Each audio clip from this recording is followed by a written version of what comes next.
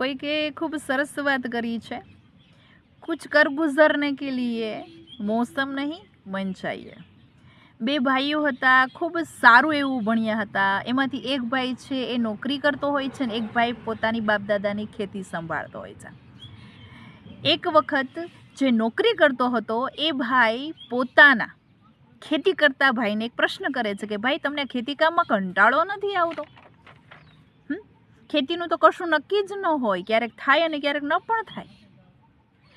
ત્યારે ખેતી કરતો ભાઈ એ નોકરિયાત ભાઈને સામે પ્રશ્ન કરે છે કે ભાઈ તમને પણ આ કામમાં કંટાળો નથી આવતો?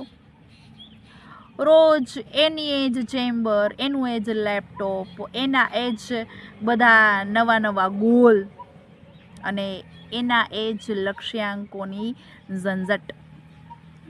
જ્યારે હું તો મારા જીવનમાં હું પણ ગોલ બાંધું છું, પરંતુ તેની સાથોસાથ હું મારા જીવનને માણું પણ છું।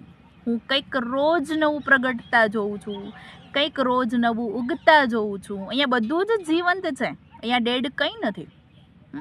હા, જ્યારે વરસાદ ન પડ્યો હોય ત્યારે મારો ટાર્ગેટ પણ પૂરો નથી થતો। જ્યારે તમારો ટાર્ગેટ પૂરો નથી થતો ત્યારે તમને ફ્રસ્ટ્રેશન આવે છે, પરંતુ મારું કામ પૂરું ન થાય ત્યારે મને ફ્રસ્ટ્રેશન આવતું નથી। આટલો ફરક છે આપણા બંનેના કામમાં। એટલો ફરક છે આપણા બંનેના કામમાં કે જ્યારે તમે જે કામ કરો છો એમાં તમે એટલા બધા ફિક્સ થઈ જાઓ છો કે તમે શ્વાસ પણ નથી લઈ શકતા અને એટલા બધા મૂંઝાઈ જાઓ છો કે હલીચલી પણ નથી શકતા। જ્યારે મારી સાથે આ બધું બનતું નથી। તમે એટલા બધા તમારા કામમાં ગૂંચવાઈ ગયા છો, મેં મારી આજુબાજુ જે પાણી હતું એને પાણી જ રહેવા દીધું છે, પરંતુ તમે એ કામને એટલો બધો બરફ બનાવી દીધો છે, એટલો બધો જમાવી દીધો છે કે તેમાં તમે નથી તરી શકતા કે નથી એ પાણીને પી શકતા। મિત્રો, કામ કરો, પૂરી મહેનતથી ધગશથી કામ કરો, પરંતુ મુઠ્ઠીને એટલી બધી જકડી પણ ન રાખો કે એક કાયમ માટે બંધ થઈ જાય કે અકળાઈ જાય। એ વસ્તુને પૂરેપૂરું ધ્યાન રાખો।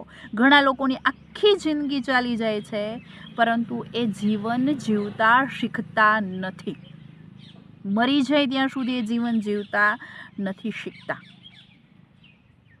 કામ કરો, એની ના નથી, પરંતુ પોતાના કામમાં એટલા પણ બિઝી ન થઈ જાઓ કે તમને જીવન જીવવાનો પણ સમય ના મળે।